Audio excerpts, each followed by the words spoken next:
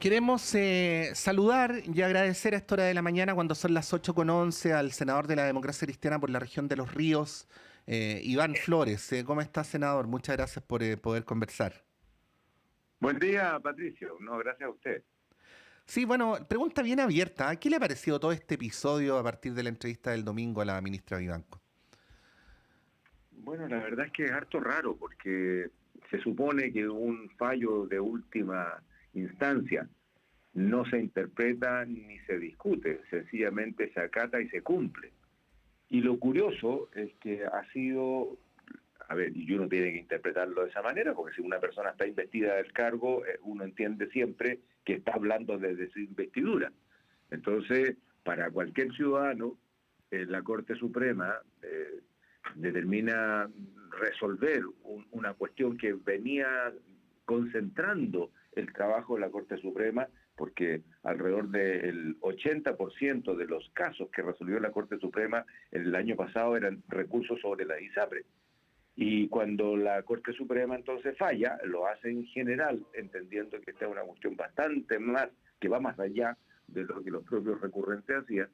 La vocera, varios meses después de dictado el fallo, dice una cosa distinta y lo interpreta de una manera novedosa. Entonces, bueno, al final de cuentas, la Corte Suprema es la que genera la duda, porque quien habló no fue un ministro cualquiera, fue la vocera, cuestión que entonces rápidamente fue aclarado por el presidente de la Corte. Me parece que ha sido un error supremo, ha sido un enredo supremo, ha sido un acontecimiento que tiene más connotación de un acto político que una vocería en derecho de lo que corresponde hacer a quien representa ante la ciudadanía al máximo organismo judicial. Y eso a mí me parece que no solamente enreda, desilusiona, genera más desafección de la ciudadanía, sino que además lo que está haciendo es sentar un precedente inaceptable por parte de alguien que dice representar a la Corte Suprema y que luego es removida de su cargo por exactamente no cumplir con un mandato de representar la voz del Pleno, sino que solamente a sí misma. Sí, senador, ¿usted había escuchado porque usted ha ido siguiendo el tema, ¿no?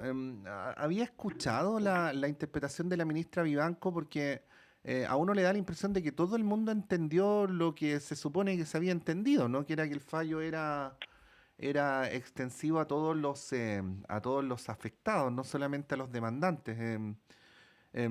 Había escuchado, bueno, sé que periféricamente alguien podría haberlo dicho, pero en general me da la impresión, o me equivoco, que todas las instituciones reaccionaron en función de la idea de que el pago debía ser universal.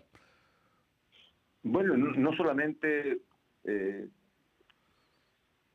sabiondos y profanos han interpretado lo que fue el fallo de noviembre del año pasado y la ratificación de enero de este año, cuando la Superintendencia de Salud justamente le pide una aclaración a la Corte Suprema respecto de algunas materias precisas de su alcance.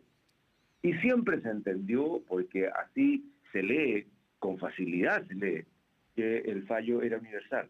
Y dado los antecedentes que venían dándose, tanto en las Cortes de Apelaciones como en la Corte Suprema, en donde en las primeras habían cientos de miles de presentaciones de los ciudadanos, y como ya dije, el 80% de los casos que resolvió la Corte Suprema el año pasado tenían que ver con problemas con la ISAPRE, lo que hace finalmente, y todos lo entendimos así, bastante claro, que la Corte Suprema dice, mire, para evitar judicialización en esta materia, dictamos un pronunciamiento universal. Y eso fue lo que hicieron.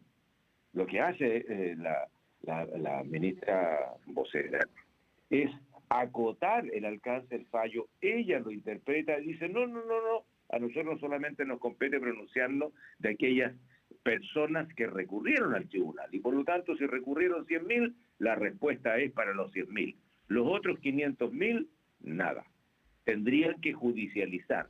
Entonces, cuando la Corte Suprema lo que hace, a nuestra manera de ver, es intentar frenar la judicialización y que se le dé una respuesta a todo el mundo que haya tenido un cobro indebido, tal como fue efectivamente demostrado, era para evitar justamente la judicialización. Y lo que hace la ministra Vivanco es decirle a todo el mundo, mire, aquí solamente van a tener una solución favorable para ellos aquellos que presentaron la judicialización.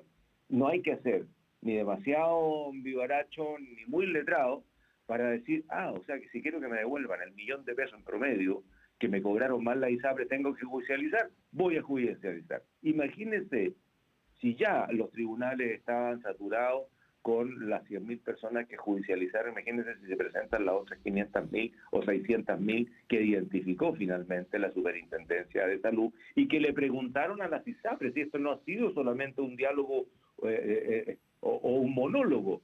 La Superintendencia y la ley corta le pregunta a través del mismo proyecto a las ISAPRES, bueno, por favor, expresen ahora, de acuerdo a sus datos, cuántas son las personas a las que les cobraron mal y qué monto le cobraron mal. Se le está preguntando a ellos, monto que tendría que ser ratificado por este comité de expertos, ¿no? Que la propia ley contempla.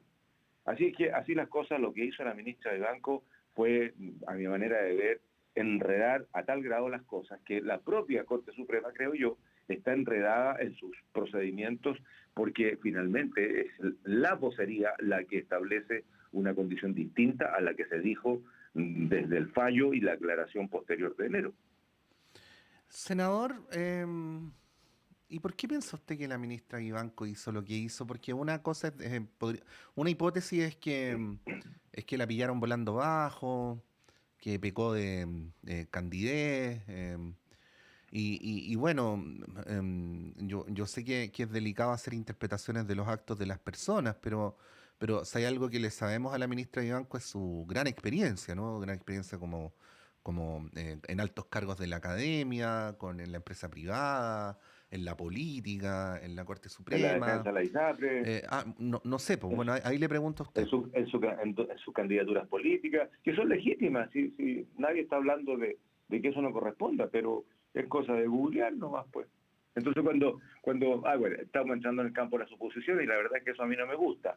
Pero yo creo que sencillamente desde el cargo de vocera, Patricio se equivocó, la embarró. La ministra se equivocó en que una entrevista con linda foto, con buen texto, la ministra se expresa muy bien. Creo que se equivocó. ¿Cuál será la motivación? Habrá que preguntarle a ella, ¿no? Si está defendiendo la ISAPRE o quiere hacer carrera política, no tengo idea cuál podrá ser la motivación. Ese es un tema exclusivamente de su propia vocería de sí misma. Ya, pero el dato duro es que en el pasado, cuando no tenía ningún conflicto de interés y tenía el absoluto derecho a hacerlo, el dato duro es que sí defendió a la ISAPRE, ¿no? Como académica defendió a la ISAPRE. Bueno, por eso digo lo que digo, si la historia es la historia y aunque uno intente con la mejor goma borrar, no se puede, pues, ya quedó escrita. Ya, bueno, ya le pidieron la renuncia. ¿Debería inhabilitarse también de la votación? No estoy seguro porque finalmente este equívoco que ella hace en el ejercicio de su cargo, equivocando sus dichos respecto de su ejercicio, no creo que la inhabilite a tener su propia postura, si todos sabemos que los jueces, como cualquier otro ciudadano, tienen su propia opinión de las cosas y también en aspectos políticos. Si ella ya ha defendido las ISAPRE en su vida profesional, lo que está haciendo ni más ni menos podría ser lo mismo. Ahora eso no la inhabilita para poder ser parte de la tercera sala, solo que ya no la preside ni tampoco hace la representación pública de la Corte Suprema. Me parece que el presidente de la Corte Suprema ha actuado correctamente en decir que son opiniones personales y por esa razón le piden el cargo, porque nadie puede desvestirse de un cargo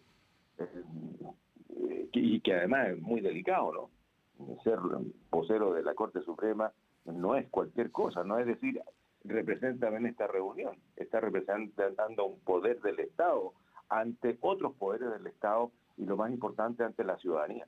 Y lo que ha generado ha sido una desazón de la ciudadanía producto de que en este país donde hemos venido transitando y buscando respuesta a un comportamiento abusivo por parte de instituciones, de parte de empresas y también de parte de personas. En la pregunta, ¿y en qué momento logramos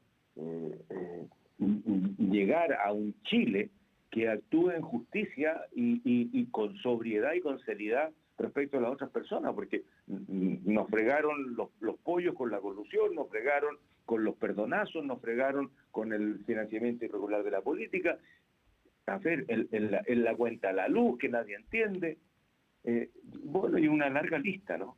Entonces, hoy día, la Corte Suprema, el máximo tribunal, no puede confundir a la ciudadanía diciendo, mire, nosotros fallamos tal cosa para evitar judicialización y aquí las ISAPRES cometieron una falta que van a tener que responder.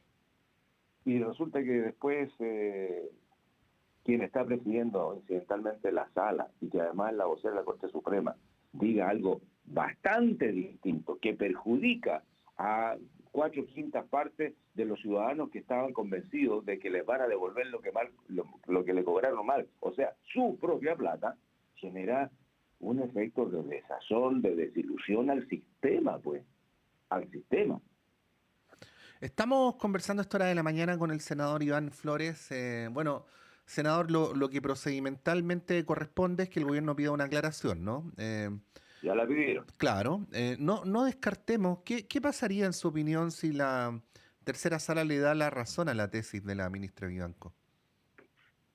Bueno, a ver, primero, tal como dice Patricio, el día de ayer la Superintendencia de Salud presentó un recurso de aclaración. Recordemos que ya había presentado uno en enero y la Corte Suprema fue nítidamente clara diciendo que las ISAPRES cobraron mal, que habían sido advertidos en 2010, que fue ratificado el 2019 y publicado en abril del 2020 y que los menores de 2 años de inmediato debían ser liberados del cobro.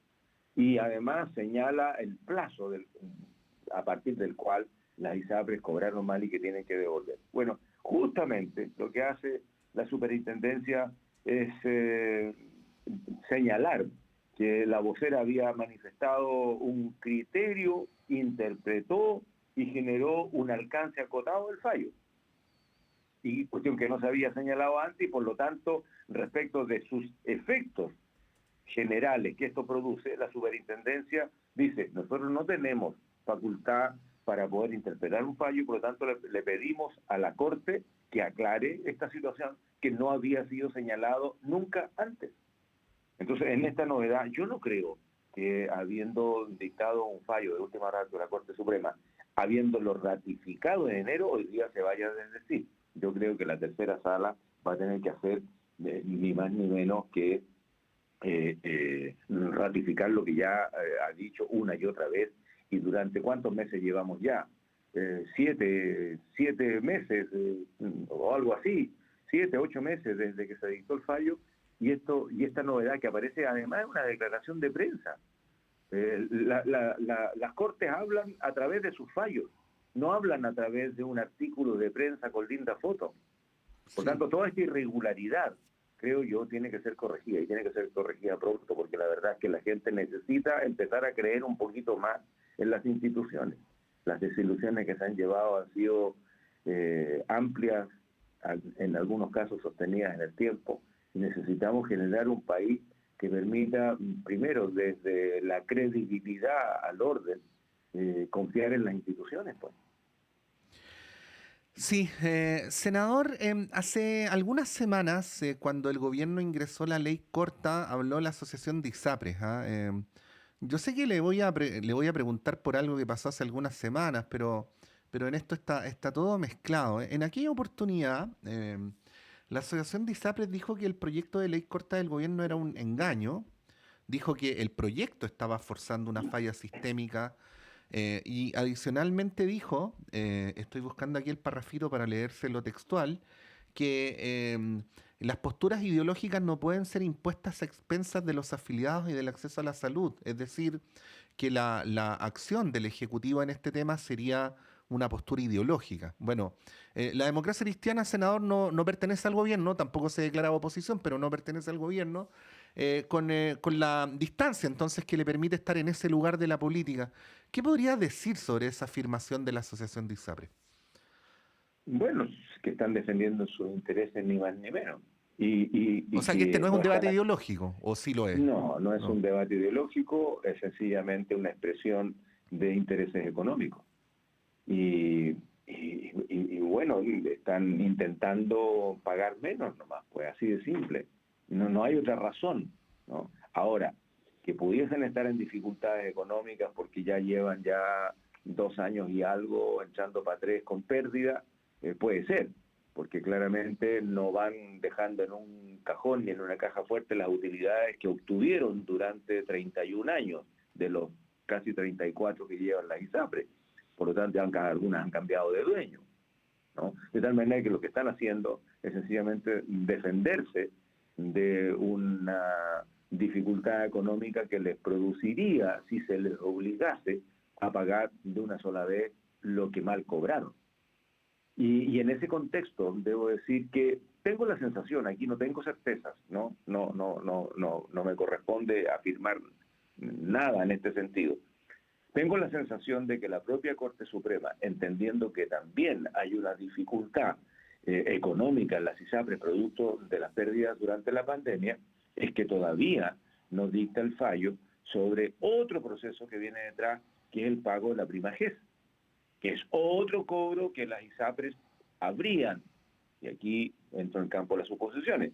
En el otro caso ya uno puede afirmar, ¿no?, con certeza que cobraron mal. En este caso, cuando hablamos de la prima que las ISAPRES también habrían venido cobrando mal. Entonces, si le cae ese otro fallo, ahí tendríamos otro monto que las ISAPRES tendrían que devolver. Y la Corte Suprema no ha determinado nada aún, porque me da la impresión que entienden la situación en que está esta prestación de servicios de salud privada y los coletazos que trae. Recordemos que hay ISAPRES que no le están pagando a las clínicas, aunque estén algunas emparentadas entre sí, entre clínicas e ISAPRES. Tampoco hay todos los médicos que estén aceptando los bonos de las ISAPRES y por lo tanto los pacientes de pronto no saben qué hacer si su ISAPRE no es recibida por el médico que los ve. Entonces tenemos toda una cadena de efectos producto de lo que hicieron mal las ISAPRES y de las cuales se defienden como gato de espalda, Bueno, hay ¿no? una cuestión Pero el adicional. fallo tiene que Sí, cumplirse. sí. Y fíjate, Patricio, O sea, el que lo fallo que tiene que lo que cumplirse, ¿no? O sea, usted en eso es categórico porque se habla de un perdonazo, de Pero que es la que entonces, legislación... ¿cómo, Patricio? ¿Cómo la ciudadanía hoy día podría entender que le sacaron plata del bolsillo y ahora, producto de que las ISAPRES se sienten mal y crujen, ya no se las van a devolver? ¿O las van a dejar ancladas pagándole en prestaciones quién sabe hasta cuándo? Si la gente dice, mire, yo no quiero estar en este ISAPRE porque se echó a perder, Pero o además, porque senador, me cambió las déjeme... Sí, condiciones y ahora me tengo que quedar aquí porque no, si no, no me devuelven la plata. sí, pero además déjeme agregar algo, aunque el entrevistado a usted, pero déjeme aquí meter mi cuchara. Eh, se supone que la justicia no solamente actúa para sancionar, sino también para enseñar, ¿no? Entonces, llevémoslo a un caso mucho más chico. Imagínese una persona que cruza todos los días la calle por la mitad y entonces los carabineros le pasan una multa, no solamente para sancionar que hizo algo mal, sino para persuadirlo de que no lo siga haciendo, ¿no? Entonces, cruza, lo multan, hasta que un día lo atropellan, ¿no? Bueno, aquí estamos frente a un caso en el cual la persona atropellada le está echando la culpa a los carabineros y a la ley del tránsito de lo que le pasó, y no a su propia imprudencia, ¿no? Y si me permite, y luego ahora le devuelvo la palabra el paralelo, con los fallos que no fueron uno, ni cinco, ni 500, ni 1000, sino que fueron miles, ¿no? De la Corte Suprema en relación al modo en que se implementaban los cobros, ocurrió más o menos lo mismo. Entonces llama mucho la atención que ahora las ISAPRES se victimicen, que le echen la culpa al empedrado. O sea, la Corte Suprema se los advirtió de todas las maneras posibles. Sí, solo que en el ejemplo que da Patricio, si el carabinero la advirtió una vez y volvió a cruzar mal, otra vez y volvió a cruzar mal, en algún momento el sistema, nuestra propia organización debió haberle dicho, a ver un momentito, si usted vuelve a cruzar, lo voy a multar con esta cosa. Y si Ujú. usted sigue insistiendo, le aumento la multa. para ver si esa persona cambia de conducta. Aquí yo creo que el Estado falló, dado que si el 2010 el Tribunal Constitucional señaló que las tablas de factores mediante las cuales la ISAPRE hacía los cálculos del costo total de los programas a los cuales se acogía la ciudadanía, y no hicieron caso, estamos hablando del 2010. Tuvo Pero, que llegar hasta el ya, 2019 para déjeme que le preguntarle, vuelvan a claro, ratificar esto. déjeme preguntarle algo directo, porque, a ver, las ISAPRES no son solo las ISAPRES. O sea, aquí las ISAPRES son la Cámara Chilena de la Construcción. Están vinculados con los históricos financistas de la política de la UDI. No quiero circunscribirlo a la UDI, pero hay una relación histórica entre ISAPRE y financiamiento de la política. Está el Grupo Betia, que todos sabemos que tiene propiedad de medios de comunicación. La Cámara Chilena de la Construcción también las tiene. En fin, o sea, no estamos hablando de aseguradoras de la salud, sino que por sus ramificaciones estamos hablando de un poder fáctico, ¿no? Bueno, Estamos hablando de un componente de holding que son lo que muchas veces nos preocupa, ya, y lo hemos ¿cuánto, señalado cuánto una y otra pesa vez, de eso? Sí. concentración del poder y la riqueza en nuestro país. Pues ¿Cuánto pesa eso en la política pública? ¿Cuánto pesa eso en el trámite legislativo? Estoy haciendo una pregunta con mucha altura de mira, senador. No digo que venga el ISAPRE y le ponga plata en el bolsillo a un parlamentario, a un ministro. No estoy hablando de eso, sino cuánto pesa ese poder fáctico en que finalmente la política pública, la acción de la justicia, el trámite legislativo, termine decantando, como lo hemos visto en las últimas décadas, favorablemente a la ISAPRES, ¿no? Y no favorablemente a una situación donde pudiera haber habido esa misma mayor regulación que usted invocaba en su respuesta anterior. bueno, los poderes fácticos pesan lo que pesan los grandes poderes fácticos, ni más ni menos, ¿no? Ujú. Influyen y penetran en donde es su ámbito de influencia. Si las ISAPRES, a ver, son parte de un sistema económico concentrado en donde ese poder económico también trasunta y penetra otros poderes, claramente, y entre ellos está el de la decisión. Yo creo que cuando la Corte Suprema finalmente falla, lo que hace es decir, párele, párele. Llevamos ya 13 años advirtiéndole que están cobrándole mal a la gente. No solamente le cobraron mal los pollos, no solamente le cobraron mal el papel tisú, no solamente le pagaron mal a los lecheros la leche, porque aquí habían colusiones o habían acuerdos entre algunos malos empresarios. No todos los empresarios, por supuesto, son así. La gran mayoría son gente forzada y honesta. Pero hay algunos que se ponen de acuerdo para cobrarle mal a la gente. Y aquí algunas ISAPRES, porque hubo algunas que efectivamente retrocedieron con la tabla de factores, algunas ISAPRES no solamente hicieron caso omiso, sino que siguieron cobrando mal. Y se lo cobran en una prestación de salud que es donde más le duele a la ciudadanía, que fue, así como la peor colusión de todas, la colusión de los remedios, porque le pegaron directamente a los adultos mayores, y ya sabemos la situación económica que tienen los adultos mayores en nuestro país, en donde hasta todavía el 30 o el 40% de su pensión se la gastan en remedios que no es capaz el Estado de proveérselo a través del dispensario en el consultorio o el del hospital. Y sin embargo se ponen de acuerdo para cobrarle de más a los adultos mayores, a las mamás jefas de hogar, que hoy día tenemos un altísimo porcentaje. En fin, abusaron de la gente que más usa remedios, que es la gente más pobre y la gente más vieja. Entonces, ¿qué podemos esperar ahora cuando las propias ISAPRE hicieron lo mismo con cobros indebidos por utilizar una forma de cálculo que se le advirtió a través del Tribunal Constitucional que no era el correcto? Sí, bueno, Se le dijo una sola tabla de factores y, sin embargo, siguieron usando 900 tablas de factores que generaron más de 40.000 planes de salud en nuestro país. Eso sí no es un abuso, pucha diablo, díganme qué cosa es un abuso, entonces, pues. sí, pues, y me Y por lo faltó, tanto nos sí, alegramos todos del fallo de la Suprema. Lo que hay que buscar ahora es la forma en cómo se resuelve. Y eso la ley corta se lo dice. Se sí, lo preguntan las propias ISAPRE.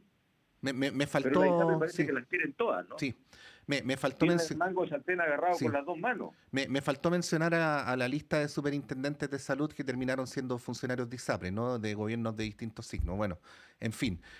Senador Iván Flores, le queremos agradecer por esta conversación. Que tenga un buen día. Igualmente, Patricio, igualmente.